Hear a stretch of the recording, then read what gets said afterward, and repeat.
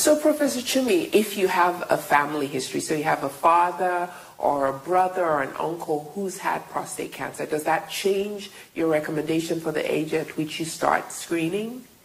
That's a very good question. So people who have that kind of close family history are at highest risk.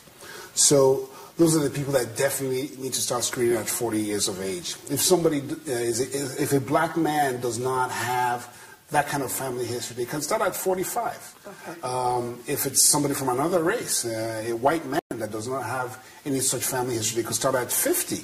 But sometimes, to just avoid confusion, I oftentimes tell people just start at 40. Just to make it simple, yes. But that's most pertinent for people who have the highest risk.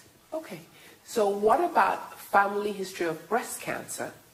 That's a really good question. There are some inherited conditions that predispose people to breast cancer. There's something called BRCA1 and 2 that can make families more disposed to having breast cancer. And there's some data that thinks that those people from those families should all start getting screened at a very early age, so at 40 years of age. If a man has, for prostate cancer, yes. Okay.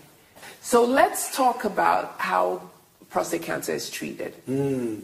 Yes, and also yes, the implications here in sub-Saharan Africa, which is why we want them to go check it early. So please tell us about that. Now, in general, prostate cancer, like most other cancers, the treatment will depend on the extent of the disease. Okay. You hear the term, the stage of the disease. Yes. So is it early? We have generally stages 1, 2, 3, and 4. Basically from very small tumor in the prostate gland to when it now gets to everywhere. So if it's very early, it might be a situation where surgery might be helpful. It might be a situation where just local radiation would be useful. As it starts getting more advanced, you might need to add things like chemotherapy, which is some special medications that can be given IV or by mouth that can now attack cancer cells throughout the body. So we've talked about there's surgery, there's radiation treatment where you're using special X-rays to treat cancer. Then there's the chemotherapy. Sometimes you can use hormonal treatment. So things like prostate cancer or breast cancer, these cells oftentimes need some hormones to grow. Now, if you do some type of manipulation and you diminish those hormones, their availability, it can help control the growth of those cells. Yes. So those things can be very useful. So those are some of the options that are available. So what are you going to leave with our viewers with regards to this whole issue of how available these treatments you mentioned, how available are they here for us in sub-Saharan Africa in terms of access, affordability?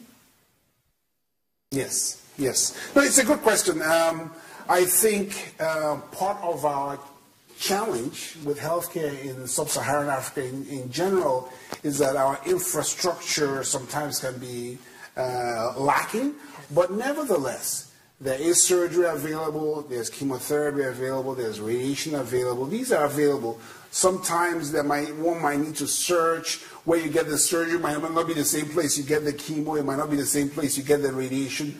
But in general, I think I would encourage our viewers to be persistent. And even if somebody has advanced prostate cancer, it's very, very important for me to emphasize that there's also another concept about what we call palliative care. Yeah. So there is pain medicine available. If somebody has pain from the cancer being in bones and things like that, it doesn't mean that all hope is lost. The pain can still be controlled. The quality of life of the patient or the individual can still be improved. But I really need to emphasize to our viewers, they need to get screened. I know there is fear with the word cancer. Cancer is not a death sentence. If we can detect it early, it can actually be cured. Yes. So I would encourage people to overcome that fear, that hesitation, and get screened. Yes. Have your physician, your doctor, do what we call a digital rectal exam. Have this PSA test. and find out whether everything is okay. It may very well be okay. Yes. And you don't need to do anything. Happy. Yes. But every year, every 2 years, have the testing done. That's what I would really recommend. Dr. Chumi, this has been wonderful. I feel like we've learned so much about prostate cancer, and I hope, through the things you've said, we've been, we've helped at least one viewer overcome that fear of going to get screened, for themselves and family members.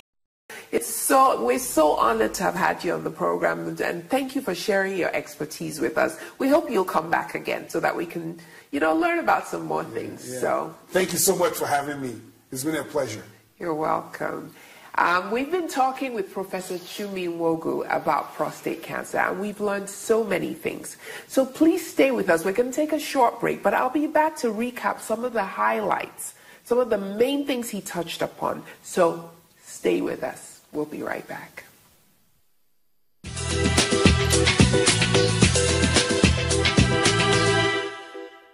Professor Chumi taught us a lot of great things about prostate cancer, and some of it bears reminding ourselves of. So I'm going to recap them again. Prostate cancer begins when the prostate gland begins to grow out of control. The prostate is a part of the male reproductive organ. Prostate cancer is the most commonly diagnosed cancer and the second leading cause of cancer deaths in African men. In fact, black men have a greater risk of prostate cancer than do men of other races. In black men, prostate cancer is also more likely to be aggressive or advanced. Risk factors for prostate cancer include a family history of prostate or breast cancer, being an older person, and obesity.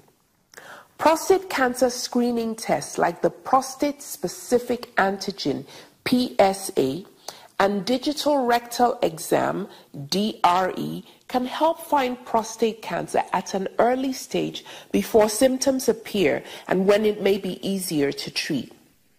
Early prostate cancer usually has no symptoms, but advanced cancer can cause symptoms such as problems urinating, blood in the urine or semen, trouble getting an erection, pain in the hips, back, chest, or other areas when the cancer has spread to bones, and also weakness or numbness in the legs or feet, or even loss of bladder or bowel control. Prostate cancer can be treated, but early detection is key to successful treatment. You can make lifestyle changes that can modify some prostate cancer risk factors, like eating healthy, exercising regularly, and maintaining a healthy weight. Thank you for joining us on the Health Zone today. This is Dr. Tojo reminding you to stay healthy.